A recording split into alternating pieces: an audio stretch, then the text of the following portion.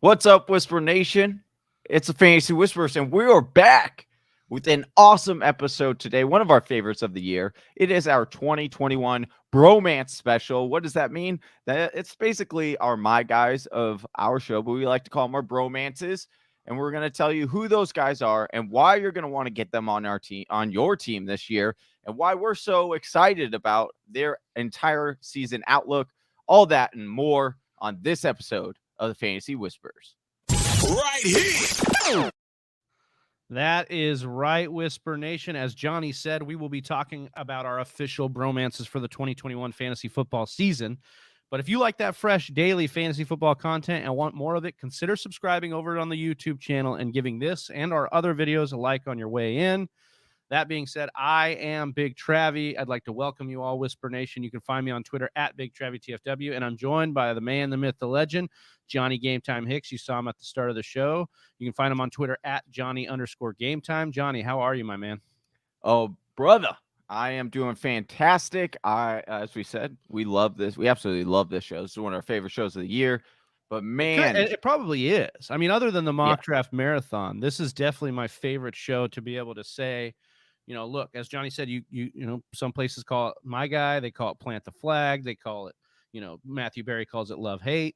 These are our guys. These are the guys, you know, we've been inundated with the stats. We've been smothered with all the outlooks and the prophecies, if you will, of what's going to happen this year. And these are the guys we came away with, Johnny. Yeah, these are guys we're tying ourselves to for the whole season. And I mean, we were so excited about this episode, Travis, that we decided to jump on early. We don't normally go live early, but today we're like, hey, let's just jump on. We'll get these out. We want people because we know they're drafting this weekend.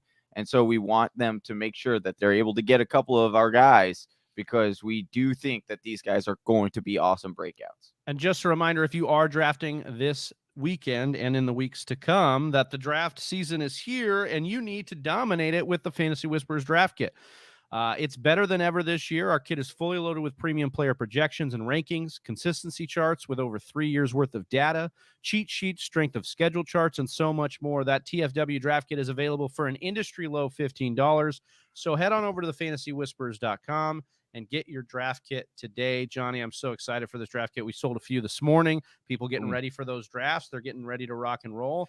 I started a league with some of my Colorado friends last year, and a couple of them are using the draft kit. And now I feel like maybe I shouldn't be on a podcast if I'm trying to beat these people, because if they're using the draft kit, they're going to beat me. Yeah, they know all your secrets, and then they just take your players and snipe your players in front. But it's okay. Iron sharpens iron. You just got to be 2 steps ahead instead of just one. So speaking of 2 steps ahead, that draft kit link is in the bio, or you can head on over to fantasywhispers.com and get the draft kit from the shop there.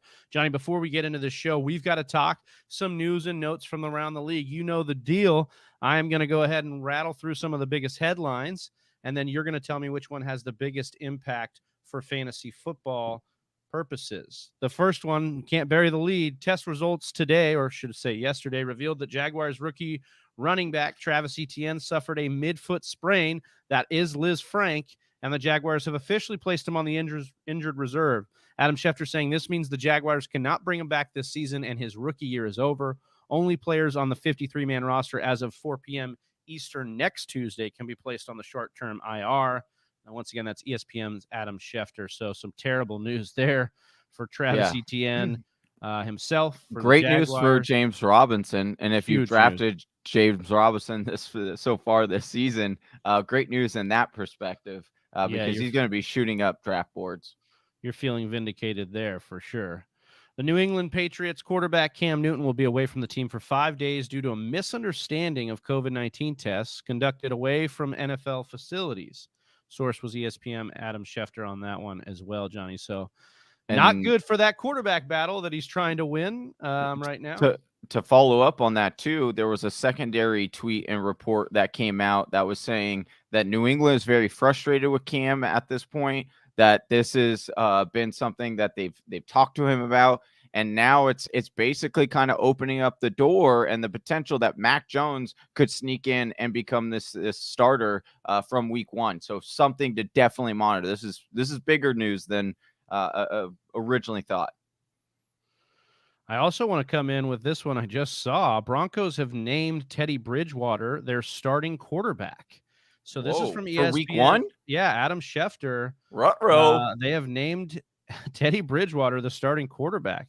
I haven't had a chance yet to look at the second Broncos game, but I would like to take a look at that and see what happened there. But this, look, if we didn't love Judy before, we love him even more now. We've heard of all the hype about Judy and Bridgewater together, so that's a big one there. Sony Michel traded to the Los Angeles Rams. Johnny, This morning. You want to speak a little bit on that? Yeah, so we did expect, again, that Sony Michel was probably not going to be on this roster for New England come the start of week one. There had been speculations of some trades or if he'd be cut. And then obviously with LA needing a running back with Cam Akers going down, it was kind of like a wait and see on what they were going to do. Henderson got hurt. He injured his thumb. We talked about that. And so because of that, they traded a 5th rounder, I believe, for Sony. Why is this significant? Well, it definitely lowers Henderson in rankings. He's not going to be the top dog. He should split work. Think it's going to be a 3-headed backfield, just like last year. You'll have Xavier Jones in the mix. You'll have Sony probably take that Malcolm Brown role because he's a good pass catcher. He can do that out of the backfield. He'll get carries, 10 carries a game. And then Henderson will probably get about 10 to 12, maybe 15 touches in a game. So definitely lowers the ceiling for a guy like Henderson, and Sony becomes a dart throw that you're actually you're kind of intrigued by Sony Michel. Listen, it wasn't Yeah. too long ago we liked Sony Michel, first round pick for the Patriots, a guy that we thought could maybe take over the job. This is a guy that has actually 2 years of 20 or so catches at Georgia under his belt. So there's a path, Johnny, to where he could take over this Rams backfield. I don't like it. I'm a Henderson truther. I love Henderson's talent. We just got done recording a show about Darrell Henderson, so we're a little bit behind on that, but that's okay. Pizza Belly asking, so how screwed am I in the listener league with Henderson as my RB2? Mr. Miyaga says, don't lose your league at the draft. You don't lose your league at the draft. Keep trucking and listening to the whispers. We'll get you on there. I think Henderson's still got a shot to win this job. Don't get me wrong. I do think that's within the outcome here, but it will be a little bit more committee. So treat him as such. Don't be drafting him as that pure starting running back. All right, a couple more news and notes here. New York Giants QB Daniel Jones will play at least the first half of the preseason game Sunday, according to Joe Judge. The source is Dan Duggan of The Athletic. And then staying with those Giants, Johnny, Kenny Golladay may be able to participate in more drills this week, but likely will not take part in team drills during the joint practices with New England Patriots. And that was being reported there. So honestly, I was okay with Golladay where he's at. He's kind of easing back a little slower than I thought from his injuries here. How are you feeling about Golladay? I still think he's in that zone where you could take the flight, right? Like a Will Fuller type last year. He's almost in that zone, maybe not that deep. Will Fuller was going like the 8th round. It's about 6th round or so for Kenny G, but we have to remember when this guy is on the field, he is electrifying. He is a big difference maker. So I think it's worth taking that swing because he's a wide receiver 1, a low end wide receiver 1, most likely, on with upside, right? And so that's why I think it's still okay to take him, especially because they're easy him back. They know they want him for the season, that he's a big part of their game plan. So I do think that this is something that you continue to monitor, though. If he has setbacks, then probably stay away. But as of right now, I'm still okay with where he's going. Let's hope he gets back at least in some fashion, and they can say he's going to be good to go 100% ahead of time for the week one. Darrell Henderson, obviously, before the Sony news, had left practice with a thumb injury. It wasn't a major injury. He avoided ligament damage, just a slight sprain, Ian Rappaport said on Twitter. So monitor that. This could also be part of the Sony trade. Look, they looked at their depth. They saw Akers. They saw this injury bug starting to pile up. They said, hey, we need to go get Sony. So more to come out of that Rams backfield. Be monitoring that for sure. And then final piece of news and notes here. Dan Campbell just mentioned that TJ Hockenson has been dealing with an AC issue in his shoulder, but that he's not worried about Hockenson's getting up to speed for week one. He had a different tune for DeAndre Swift. Campbell said he's concerned about Swift's conditioning as he comes back on Swift regarding week one. He said, we don't know if he's going to be there. We don't know, even if he is, how much we're going to get out of him. The source for this is Chris Burke on Twitter. Johnny, as our resident DeAndre Swift truther, as the man who knows how talented DeAndre Swift is and how excited we are to see him get used, how are you feeling about this latest update from Coach Kneecap Biter? I won't lie to you or Whisper Nation. When it first came out, I was like, are we kidding? Like, is this serious? What is going on? Been dealing with the groin injury. Yeah, so I started to, think to myself, do I lower him down? You have to, right? But then here was what was interesting that came out a little bit later after that. Tim 20 Man, we brought him up on the show, tweeted out. He's like a beat reporter for the Lions. He said observations from Tuesday's #Lions practice, including a DeAndre Swift play that makes me feel like he'll be just fine come the regular season. So that came after the Dan Campbell information. So with that in mind, I actually am a little excited because I think this will, we keep talking about how, is DeAndre Swift's ADP where it should be? Right. We kind of, we didn't necessarily love it. But I think that this is going to definitely cause it to come down. And then you are going to get DeAndre in a great spot because people are worried about injuries and whether he'll be ready to go. And I think they're just trying to keep a lid on how much they're going to use DeAndre this year, because I do think he's going to be a big part of that plan. I actually think Dan Campbell could be motivating DeAndre here, not in a way of like his job's in jeopardy or anything, but like, hey man, it's time to get your body up to speed. We got to go week 1. You're part of this offense. Mm-hmm. And he's saying that, we talked about how Hugh Jackson came on the show and said Coach Speak was a tool. This seems to be a tool that he might be using here to get Swift up to speed. So I agree with you. If you're in a league where league mates are like, hey, he had the groin injury, his coach is saying like he might not be ready for week 1. Pounce on that, buy into that and let them do that. And then when that ADP comes down, capitalize on getting him at a great value. As I say, buy the dip, baby, buy the dip. Buy the dip and buy that you can be in on James Robinson. I just want to Field Yates on Twitter said that James Robinson figures to have a heavy workload after the Etienne news. In 15 games as a rookie last year, James Robinson had 1,400 scrimmage yards, most ever by an undrafted rookie. 1,070 rushing yards, second most ever by an undrafted rookie, and 10 plus fantasy points per game. So Johnny, we are excited about James Robinson. We feel bad obviously about Etienne, but Robinson is a guy that you should definitely be targeting in your drafts. And it's a perfect example, Travis, of like new information and you change your viewpoint, right? Because before I wasn't sold on James Robinson as far as being a solid contributor week to week and a consistent one with Etienne there, with Hyde. But with this injury, obviously now things change and he becomes a really good value.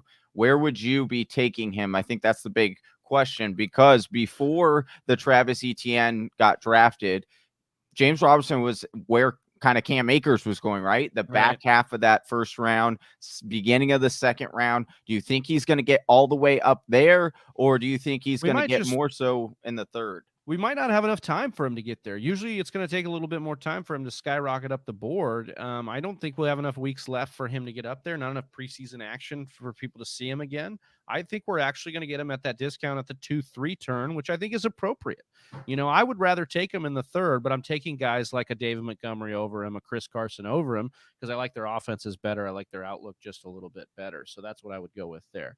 One thing I do like better is our partnership with Manscaped. Johnny, fantasy football draft season is upon us. It's time for you and the rest of Whisper Nation to put the PP back in PPR League with the sponsors of today's show, Manscaped. The leaders in below-the-waist grooming just launched the new Performance Package 4.0, so don't neglect your balls like the Packers front office has been neglecting Aaron Rodgers. Join the 2 million men worldwide who trust Manscaped and get ready for kickoff by going to manscaped.com for 20% off plus free shipping with the code TFWMAN. That's TFWMAN. This will help you tame that Troy Polamalu in your pants. You get 20% off plus free shipping with the code TFWMAN at manscaped.com. Once again, that's 20% off and free shipping with the code TFWMAN at manscaped.com. If your significant other is nagging you about how much time you spend on your fantasy football team, Johnny, you might as well give them a gift of beautiful balls with Manscaped.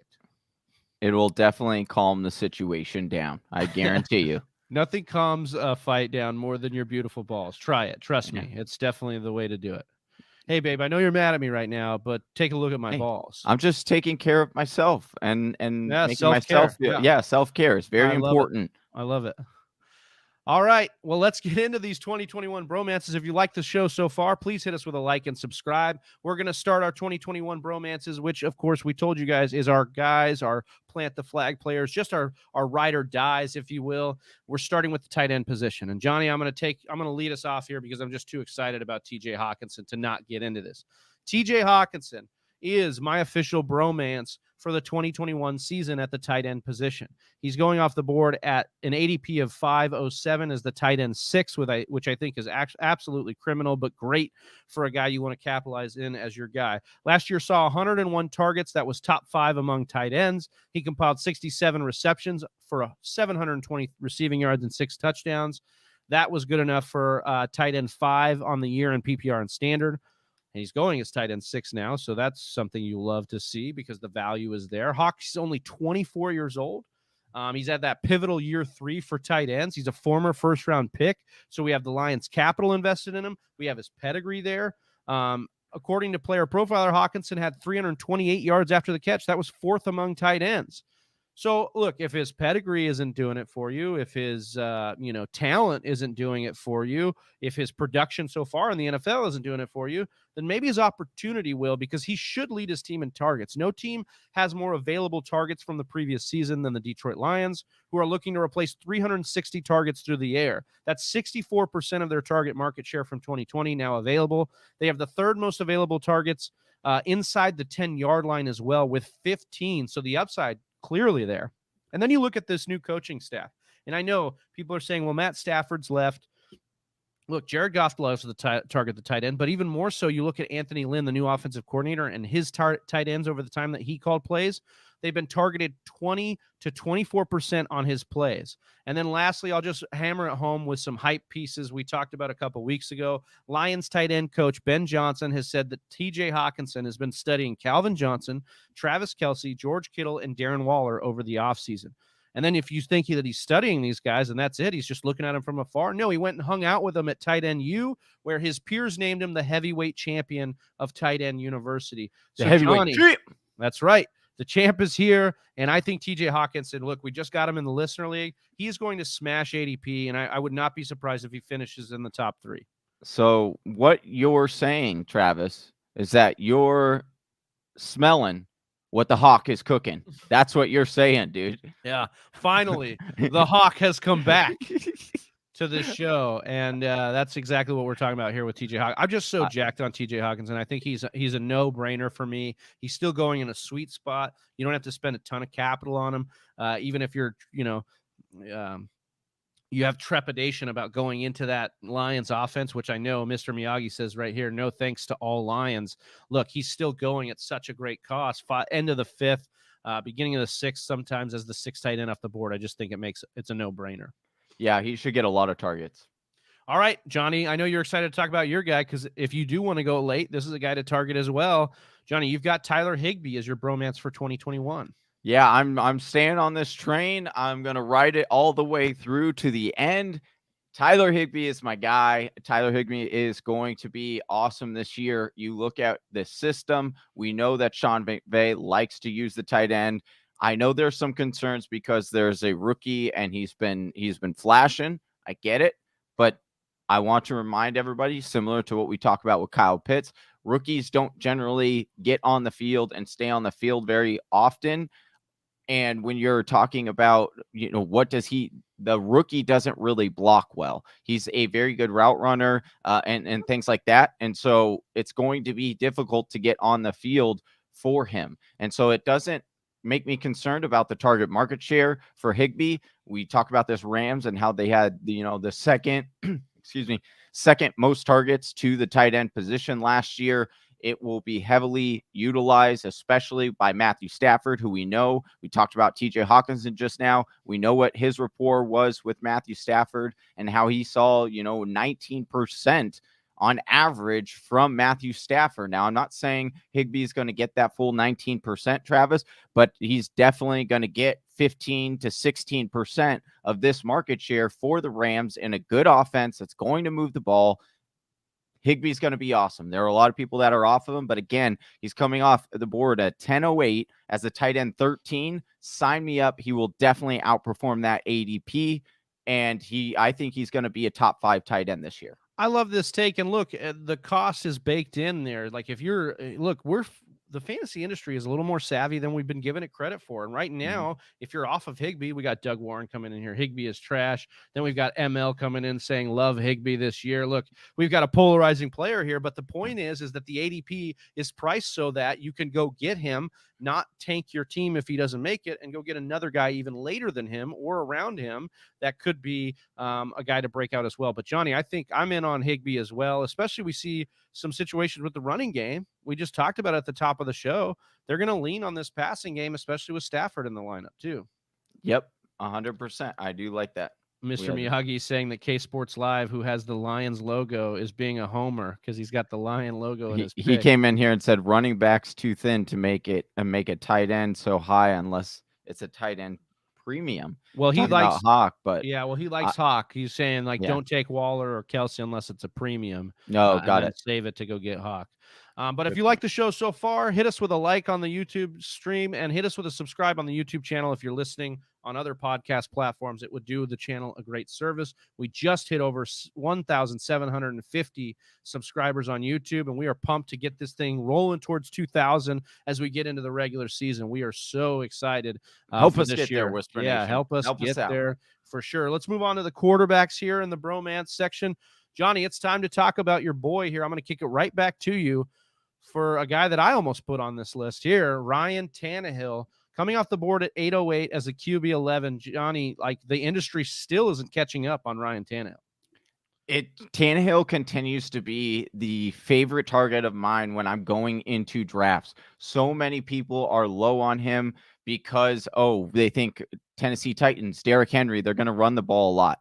When reality is that really helps Ryan Tannehill because it really opens up those passing lanes for him. He's got awesome wide receivers this year, and A.J. Brown. We'll see if Julio Jones ends up going. He's still sidelined with an undisclosed leg injury, so keep that monitored. But I do think that now that we don't have we have a new change in offensive coordinator. It was the tight ends coach, has now been promoted to offensive coordinator. I do think we are going to see a little bit more passing attempts than what we've seen over the last couple of years from Tennessee. And what does that spell? That spells that more success for Ryan Tannehill. And let's not forget, he has a secret Konami code in him in that he can run the ball, and he gets a good amount of rushing yards, and he gets good amount of touchdowns. He had 7 rushing touchdowns last year. I also want to point out, if you don't, if you don't like Ryan Tannehill because you think that he is going to regress, I want to point out Vegas. You look at their odds and their betting lines right now. We know how good Vegas is. Vegas right now has Ryan Tannehill as one of the top runners as far as MVP voting. And when you look at what they are projecting for Ryan Tannehill, his stat line, they're looking at 4,200 yards passing, 28.5 passing touchdowns, 280 rushing yards, and over under rushing touchdowns is on 7.5. So when you're looking at that, he becomes one of the top values. We've already have him right around that. That's basically in line with our projections. And my big take on this is that Ryan Tannehill at the end of the year will jump up. He will be a top 5 fantasy quarterback. And right now he is going so late in drafts. He's going typically as the 9th quarterback, sometimes the 10th quarterback off the board, Travis. And I just think it is tremendous value. And I go into every single draft this year looking to get a guy like Ryan Tannehill. Yeah, I think this is a fantastic take. And I think what people don't talk about enough is the increased odds that this team is going to throw more. This team is probably going to throw more, not just Julio. Let's hope he gets back healthy. But adding through Julio is a sign that they know they're going to have to throw more because they were a team that ran so much last year. That pendulum is going to swing the other way. So I love what Tannehill has. You talked about it all right there. I am going to talk about another guy, though, a little further up the board that people might be a little scared of, given the ankle injury that he's coming back from, given the shoulder injury that he's showing, and given the hard knock situation that we just haven't seen a lot of Dak Prescott coming back into the fold yet. He's going as 5'11", as an ADP in the end of the 5th round as the QB5. Johnny, over the last 2 years, though, it's kind of, you look at Dak Prescott, he's been a QB1 on 65% of his starts. Prior to last year, he was a top 10 QB in 4 straight years. So injury was the only thing probably keeping him from being top 10 there. So the floor is great. You look at a second year under McCarthy. And then you look at this rushing upside. After 3 straight years of 6 rushing touchdowns, he's had back-to-back years of 3 rushing touchdowns, obviously had the injury. He's had 2 straight years of less than 55 rushing attempts. So he's toned it down, but that's because his offense has gotten so much better to be able to pass through. He still finished as the QB2 in 2019, despite that less of the ground action. Prescott threw for 4,902 yards in 2019. That was 306 per game. But if we go back to 2020, in the 5 games, he averaged 371 passing yards per game. So we love that. He's a legitimate threat to throw for over 5,000 yards in any given year, especially with this offense. You just look at so loaded. Prior to the 2020 season, Dak Prescott carried the ball at least 52 times for 277 rushing yards in every season he played.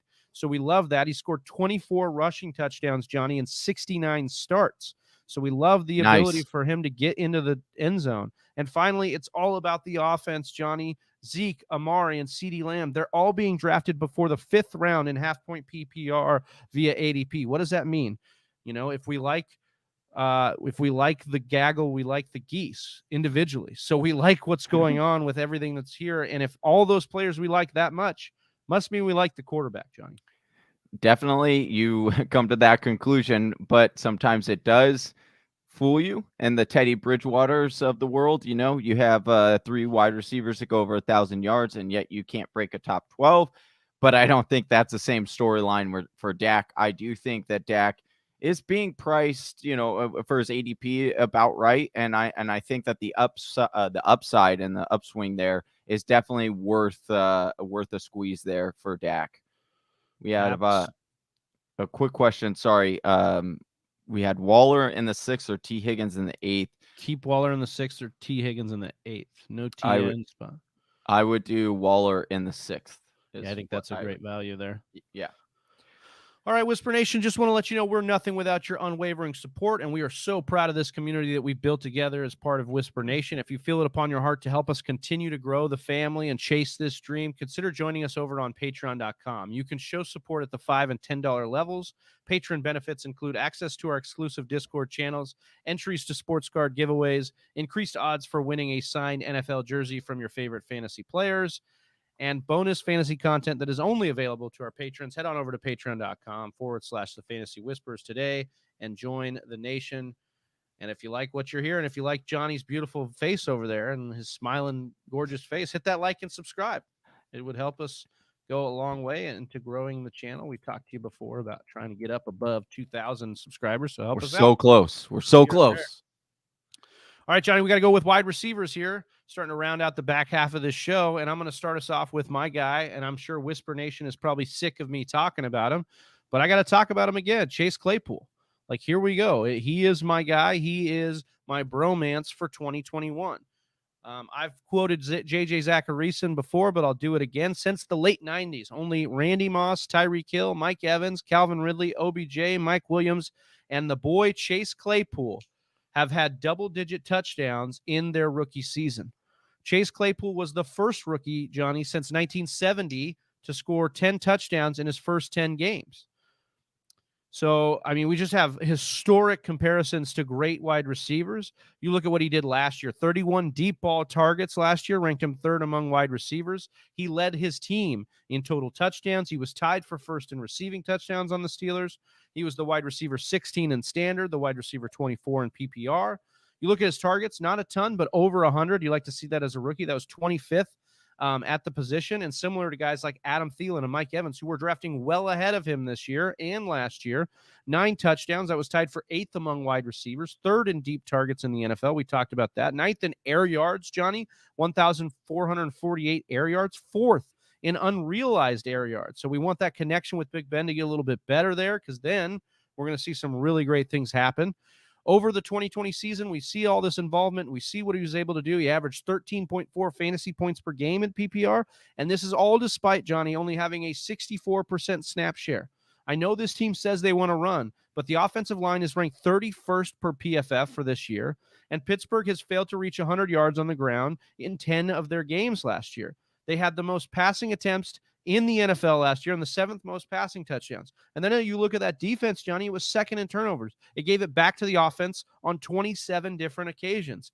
I am excited about Chase Claypool. I'm even excited about Deontay Johnson the more I think about it. And I know that Pittsburgh, once again, I know they say they want to run. I don't know how they're going to behind that offensive line as much as they say they want to. And Big Ben, when healthy, they throw the football. They've been top 10 in attempts basically when he's been healthy for 14 or more games in a season.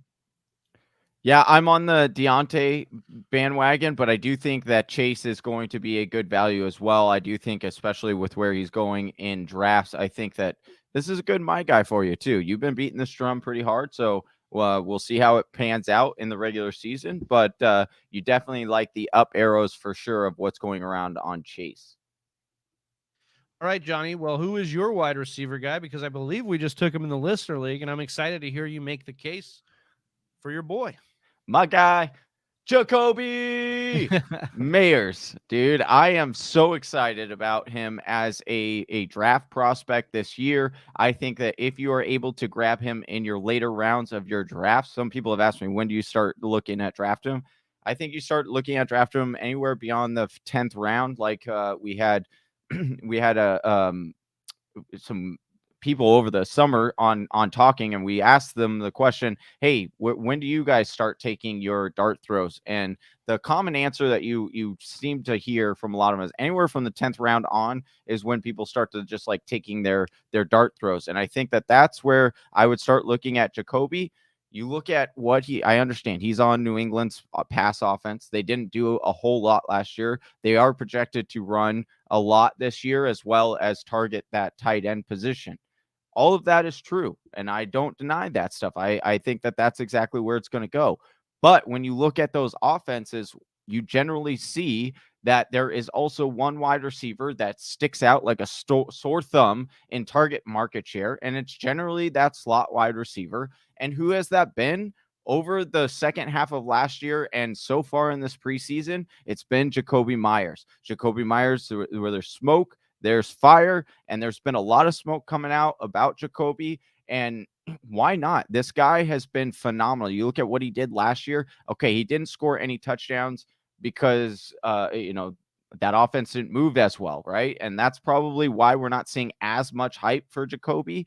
But when you're looking at it, breaking down his actual stats, Travis, they're very impressive. He's got a true catch rate of 90.8%.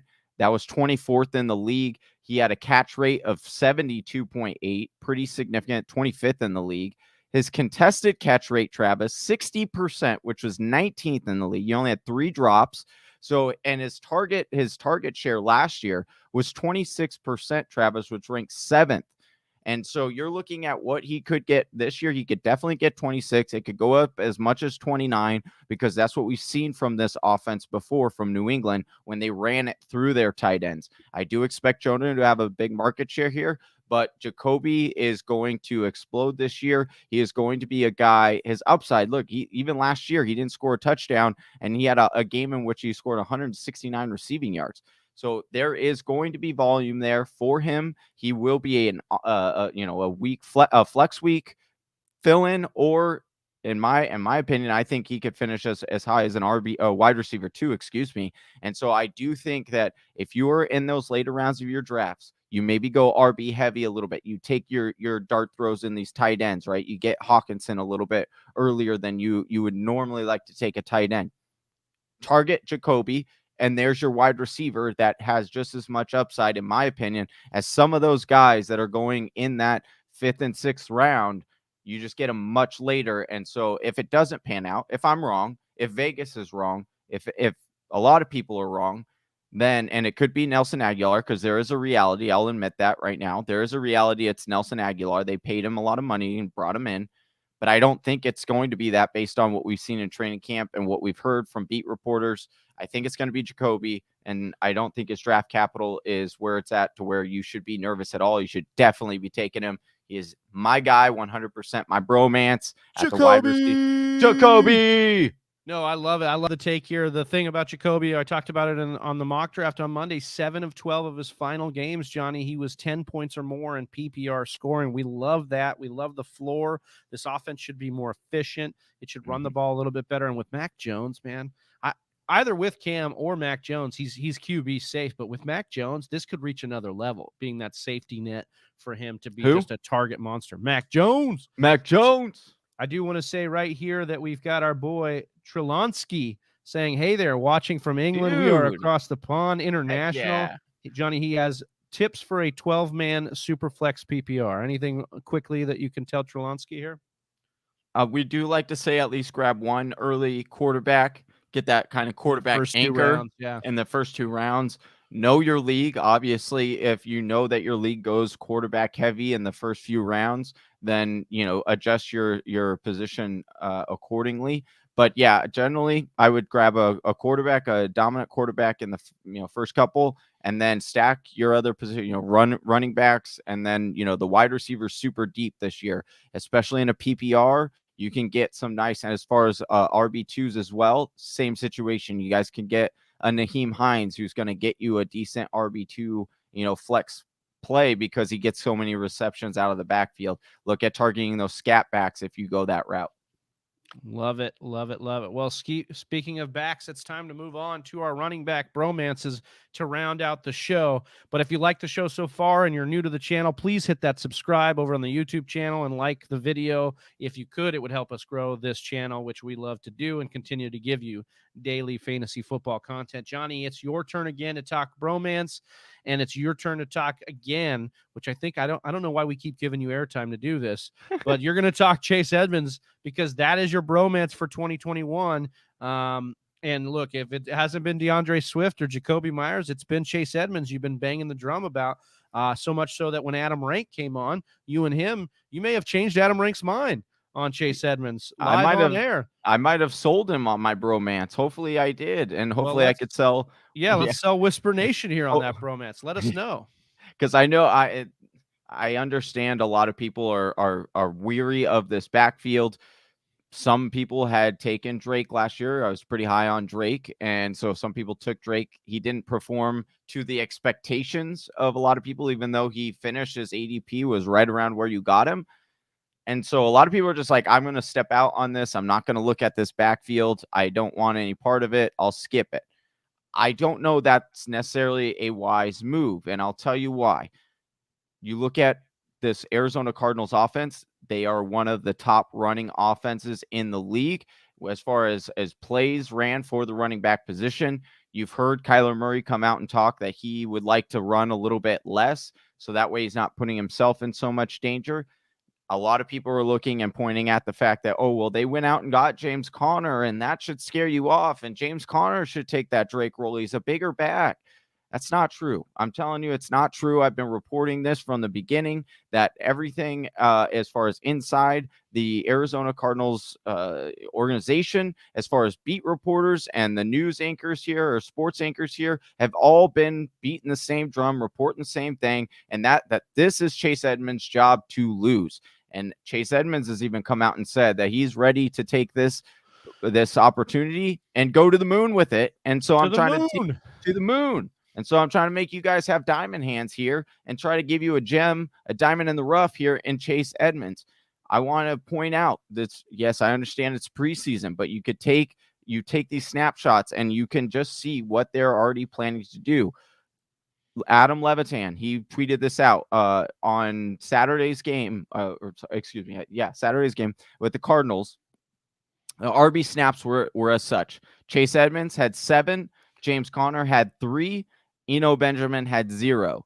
Third down running back snaps, because that was the other big thing. Well, is Chase is Conner gonna take that and take all that work as well? Well, Chase dominated that as well. Chase had 3 third down snaps. James Conner only 1, and Eno Benjamin had 0. Now, I understand the final argument that a lot of people want to point out is that Chase Edmonds is not a big running back. He's not going to make it. I'm worried about him, staying healthy this whole time. Well, I find it interesting because it's all kind of a perception of what we have in our minds of what these backs really look like. Because on TV, they look different. They look bigger or they look smaller.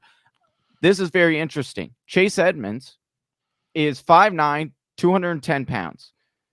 Aaron Jones, who is going top of drafts, also splitting time with A.J. Dillon, is the exact same height and weight, 5'9", he's 205 or 206, excuse me, a slightly lighter, and he is still super efficient, super electric, and we kind of saw the same path happen for Aaron Jones once he was able to get on the field, get the opportunity. We had Aaron Rodgers hyping him up. He got on the field. What has he shown? He's been an RB1 ever since. I'm not saying that Chase is going to be an RB1 this year, but based on this offense, based on the rushing attempts, and based on everything that is coming out around the Cardinals organization, Chase Edmonds is going to get this job to start off in a heavily run offense. And I do believe that if you draft Chase, you will be very, very happy with that you did, and he'll return a mid RB2 value to a late RB2 value at the worst, but he's coming off. The upside is just there, and I think that's why Chase is kind of worth it, because should everything break right for Chase Edmonds, should he get the goal line carries? We're still a little iffy on the goal line carries with Connor, but should he get some of those or be used in the red zone like we think he will be, then he's an RB1. He's definitely got RB1 potential in his range of outcomes. I mean, there were days Kenyon Drake's splitting time last year was RB1 finishes at times last year. So I think this offense could hit another level. The additions of Rondale Moore and AJ Green could hit another level. And then when you have the back on that team, the featured back, which I think is within Edmonds' range of outcomes, that's exciting. And definitely where you can get Chase Edmonds is a discount for somebody like that. It's wild because he's coming off the board as the RB28. Travis, he finished last year as the RB29 behind Drake, where he didn't get that workload. So it's like, I don't understand where that logic is. And so I definitely 100% think he's going to outperform his ADP. Now, how high as can Mr. he get? Miyagi says here, definitely top 24. He will finish over his ADP. So there are definitely some things to mention there. I love the take. I'm gonna bring us home here, Johnny, with my bromance for the 2021 season. You won't. I'm doing it, and I'm taking David Montgomery. Look, this is a little bit tough for me as a Packers fan to be taking a Bear, but I'm going to do it anyways. I'm taking David Montgomery, who last year just went absolutely nuclear down the stretch. Look, we know Tariq Cohen went down after week 3, but prior to the bye, Montgomery had 6 of his 10 games clock in at 3.5 yards per carry or fewer. He had 0 games over 100 rushing yards and had scored only 2 touchdowns in that span. But then after the bye, obviously aided by the schedule, but I think also a commitment by Nagy and this team to run the ball more and use him more as the focal point, he had 6 straight plus matchups. Montgomery went nuts. 6 straight games of over 20 or more half-point PPR points to close out the year. 8 touchdowns over the final 6 weeks. Averaged 137 all-purpose yards per game in that span. End of the year is the RB6 and the in standard and the RB4 in PPR. During that stretch, I believe it was only Jonathan Taylor and Derrick Henry who outperformed him, and just barely.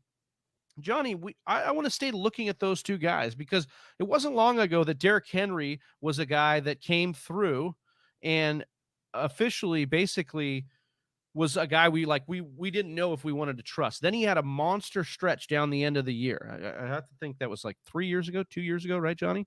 So there's the situation where that happened. And then he blew up. Same thing with Jonathan Taylor last year, and same thing with Dave Montgomery last year, where these guys are going, to explode down the stretch and really make you pressure to take them. But guess what? We're not taking Montgomery where we're taking Jonathan Taylor or Derrick Henry in the first round. We're waiting, and we're being savvy, and we say, oh, well, they definitely brought in Damian Williams and Tariq Cohen, he's coming back and all these stuff. I don't care. Jonathan Taylor has to deal with just as much of that situation with Naheem Hines and Marlon Mack, who are coming back, as David Montgomery. So why are we still drafting Jonathan Taylor in the first round? Well, one, that's not really a situation I want to get into right now because this isn't an anti-Jonathan Taylor post. I'm talking about why David Montgomery is worth being invested in the third round because he is fantastic. This team is committed to him. All the beat reports, Johnny, have been coming out that he's a leader in the locker room now, that he's taken over on the offense now. He's definitely he's DJ Khaled, dude. He taking over. That's right. So there's just a bunch of things here to love about David Montgomery, and the cost is the biggest one, that you can get him in the third round, that you can go with an anchor running back, maybe hit up an elite tight end, or you can go with a running back, get a wide receiver, and then all of a sudden your second running back is David Montgomery, who could easily finish top 5 because we've seen him almost do it last year.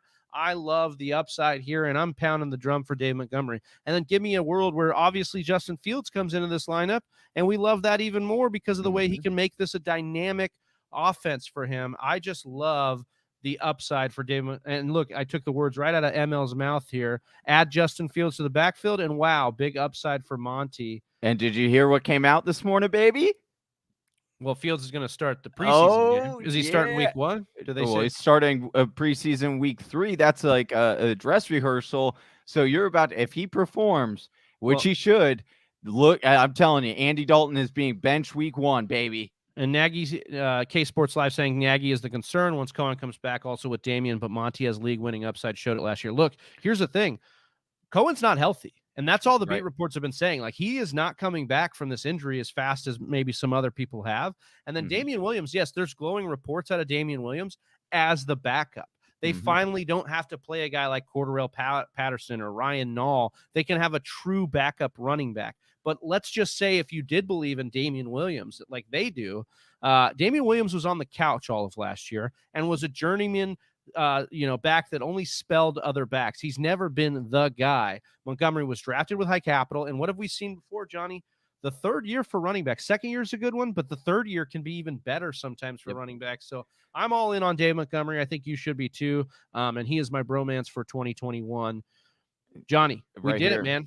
Yeah, ML saying Monty, late third is very good value, in my opinion. I do believe this is the last and final year you will be able to get David Montgomery in the third round. I think as of next year, he'll be in that back half of that first round, early second round at minimum, because he will perform again. And people are going to stop the hate and the doubting on our boy, David. I want to shout out our guy, Mac, from the Snap Fantasy Football Podcast. Coming here, says new camera, Trav. It's not a new camera. I did get some lighting in here that's a little different. Yeah. I'm at the girlfriend's house today, so rocking without. Shout out to Cassie for helping me out. I know she's got a good little lab set up there, dude. Yeah, she's definitely got I'm going to steal that little baby Yoda. So. Yeah, right. Even though I just announced it on the show. All right, well, Whisper Nation, that does it for me. Johnny, any last words on this bromance episode before we sign off? No, I appreciate you guys for tuning in. Again, this is one of our favorite shows of the year, and we enjoy putting this together for you guys. And so thank you guys for hopping on, even though it was a little early today too as well. So appreciate you guys. All right, Whisper Nation. For Johnny Game Time Hicks, I'm Big Travy. I want to thank Mr. Miyagi, K Sports Live, ML, Mac, everybody in the chat today. We are the Fantasy Whispers. We're out. Peace. Go get that draft kit. Right here. Oh, hey, you made it to the end of the video. If you like what you saw and you want to learn how to dominate your own draft and win your own league, head on over to thefantasywhispers.com and grab your copy of the Fantasy Whispers draft kit today. Or click the link in the description below. And if you're still not sold, check out one of these videos.